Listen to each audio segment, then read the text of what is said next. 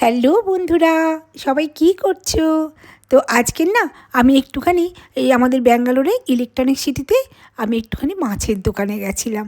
বেশি দূরে নয়, কাছেই মাছের দোকানটা।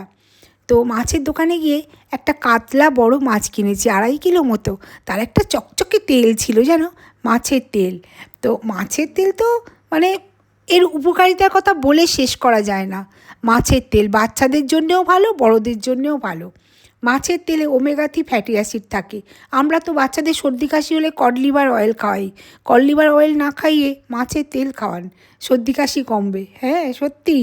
তো এটাই fatty acid, omega 3 fatty acid আছে সেহেতু কী করে, মস্তিষ্ক ভালো করে। কারণ হচ্ছে ভালো কোলেস্ট্রলটা, এটাতে ভালো কোলেস্ট্রলটা বাড়ায় আর খারাপ কোলেস্ট্রল কমায়। তার জন্য কী হয়, হার্টের স্বাস্থ্য ভালো করে, হার্ট ভালো রাখে আর কি।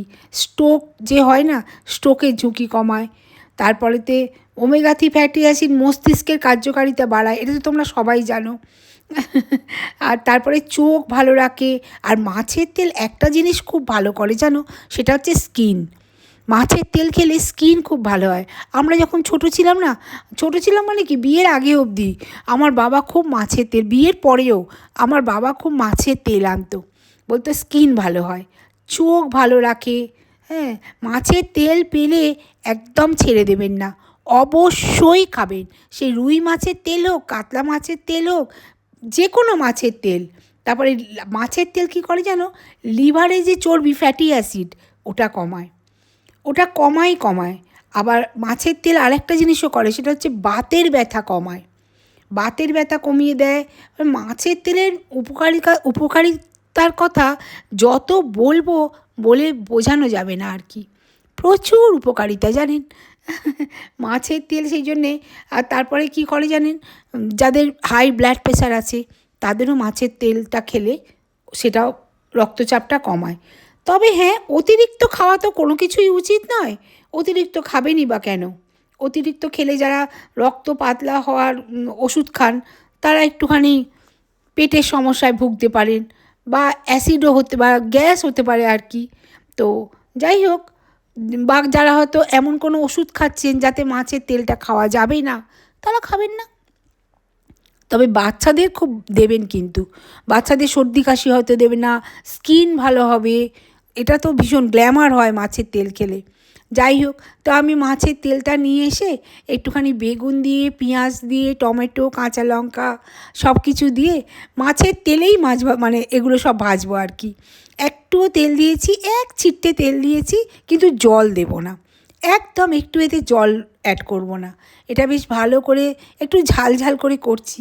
আমার মেয়ের খুব ঝাল পছন্দ আর কি আমাদের বাড়ির সবাই খুব মাছের তেল পছন্দ করে। আমি তো ভীষণ পছন্দ করি, কারণ ছোটো থেকে বাবা খাইয়েছে সেহেতু মাছের তেল ভীষণ পছন্দ করি।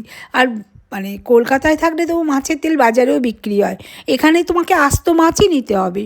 এখানে কেন, বাইরে যেখানেই থাকো তোমাকে আস্ত মাছটাই নিতে হবে। তুমি মাছের তেল তো আর আলাদাভাবে কিনতে পাওয়া যায় না। তাই যখন একটু বড় সড়ো মাছ, আর সব সময় যে মাছের ভেতরে পেটেতে ডিম মানে তেলটা ভালো থাকবে তাও নয়, খারাপ তেলটাও থাকে। সেই জন্যে কী আর করব, যখন পাই তখন অবশ্যই নিয়ে নিই। তো এই যে হয়ে গেল, দেখুন কি সুন্দর ভাজা হয়ে গেছে, বেগুন টেগুন একদম সব ভাজা হয়ে গেছে। আমি এই মানে গ্যাসটা সিমে করে একদম লোয়ে করে আর ঢাকা দিয়ে রেখে দিয়েছিলাম, সব দিয়ে নুন, হলুদ, একটু আদা রসুন বাটা, একটু জিরে গুঁড়ো, ধনিয়া গুঁড়ো, কাঁচা লঙ্কা সব কিছু দিয়ে মাখিয়ে আর সিমে করে রেখে দিয়েছিলাম। দেখুন কি সুন্দর হয়েছে, দারুণ হয়েছে। তো যে কথাটা বলছিলাম, বাইরে আর কোথায় পাই আমরা? আর অত বড় বড় মাছ যখন কেনা হয়, তখন যে সবগুলোতেও যে থাকবে, তেল থাকবে ভালো, সেই তেলটা তা তো নয়। দু একটা থাকে, দু একটা থাকে না, এরকমই হয় আর কি তো এগুলো মানে মাছের তেলটা ফেলে কাউ ছেড়ে দেবেন না আর কি। তরকারিটা হয়ে গেছে আজকের, এটা খুব গরম গরম ভাত দিয়ে দারুণ লাগে। তবে কি, রাত্রির বেলা একটু তেলাক্ত জিনিস তো রাত্রিবেলা খাবেন না। রাত্রিবেলা না খেয়ে সকালবেলায় খাবেন, গরম ভাতের সঙ্গে সকালবেলায় খাবেন, খুব ভালো। মাছের তেলের উপকারিতা সত্যি বলে শেষ করা যায় না। হয়তো আমি আরও উপকারিতা আছে যেটা আমি জানি না। যেটুকু জানি সেটুকু আপনাদের বললাম। তবে আমার বাপের বাড়িতে আমার বাবা আনতো আর আমরা খুব খেতাম। যাই হোক, ভিডিওটা এখানেই শেষ করলাম।